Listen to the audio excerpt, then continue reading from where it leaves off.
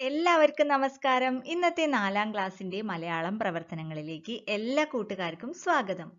ഇന്നത്തെ പ്രവർത്തനങ്ങൾ എന്തൊക്കെയാണെന്ന് നോക്കാം.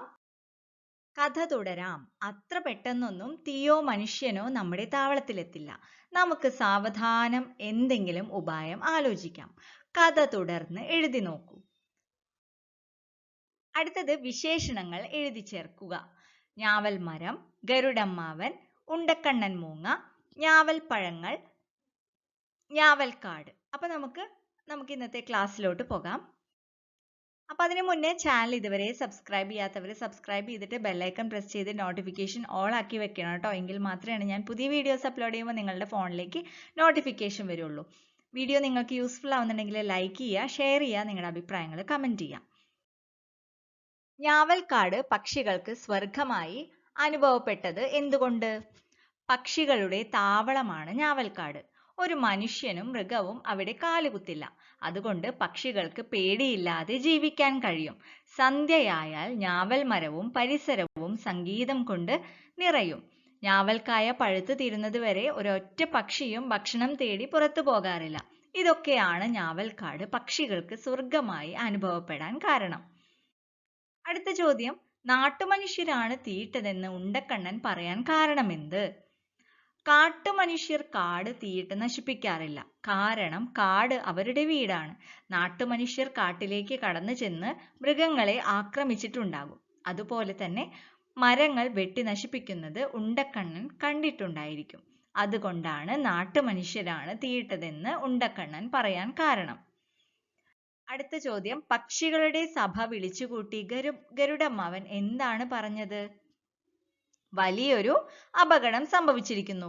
ഞാവൽക്കാട് ആരോ തീയിട്ടിരിക്കുന്നു. അടുത്തത് ഉചിതമായി പൂരിപ്പിക്കാം എന്നൊരു പ്രവർത്തനമാണ്. കിളികളുടെ കലപില ശബ്ദം. അടിവരയിട്ട പ്രയോഗം നോക്കൂ.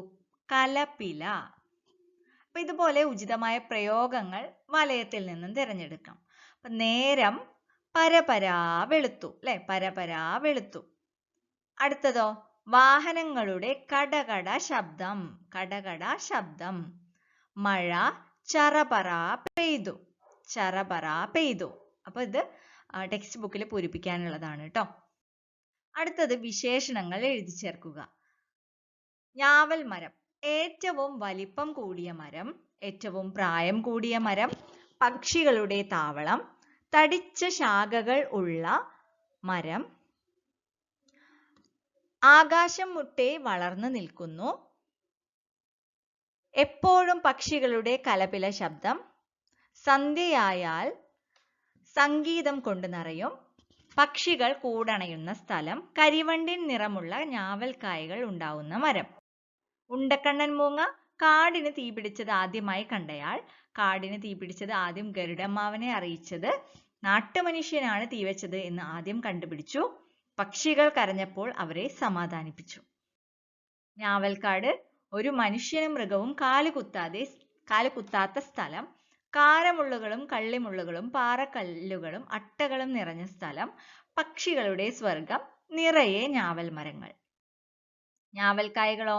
കരിവണ്ടിൻ നിറം, ലക്ഷക്കണക്കിന് ഞാവൽപ്പഴങ്ങൾ, ഞാവൽക്കായ പഴുക്കുമ്പോൾ ഉത്സവം, ഞാവൽ പഴങ്ങൾ കഴിച്ച് മത്ത് പിടിച്ച് പാടുന്ന പക്ഷികൾ.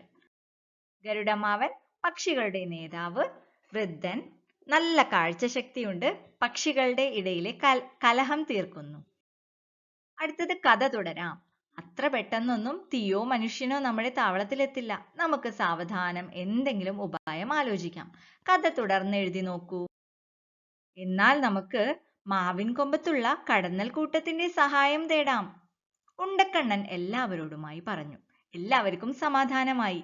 ഗരുഡമ്മാവനും കൂട്ടരും കടന്നൽ കൂട്ടങ്ങളുടെ അടുത്തെത്തി. അവരോട് കാര്യം പറഞ്ഞപ്പോൾ അവർ പറഞ്ഞു, എല്ലാം ഞങ്ങളേറ്റു. ഞങ്ങൾ അവരെ തുരത്തി ഓടിക്കാം. തിരിച്ചു വരുന്ന വഴിയിൽ അവർ മറ്റൊരു മരത്തിൽ തേനീച്ചകളെ കണ്ടു. അവർ കാര്യം തിരക്കി. അപ്പോൾ ഗരുഡമ്മാവൻ പറഞ്ഞു, കാട്ടിൽ നാട്ടുമനുഷ്യർ തീവച്ചിരിക്കുന്നു. എന്തെങ്കിലും പെട്ടെന്ന് ചെയ്തില്ലെങ്കിൽ ആകെ കുഴപ്പത്തിലാവും.